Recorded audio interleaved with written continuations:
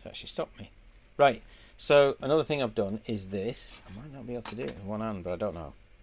So I printed these. We've got the, let me go. There you go. So I designed what it is. I had this. Oh, you can even see it. Yeah, you should be able to see it. Sorry, I keep doing that. Right. So this, I essentially downloaded it, but it's just something prismatic, and you can see obviously it's the same, right? And all I've done is I've moved that over there and then made it big. You know, I got the dimensions from measuring this. I think it's possible I got a video. I don't know. Right.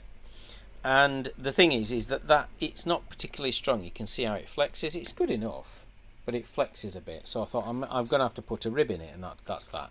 And now that's actually pretty rigid.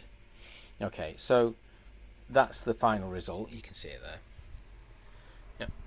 Yeah. So now I can mount it. I might not be able to do this with one arm, but I want to see. Okay, let me see. I should be able to. If I can just put those like, move this out of the way.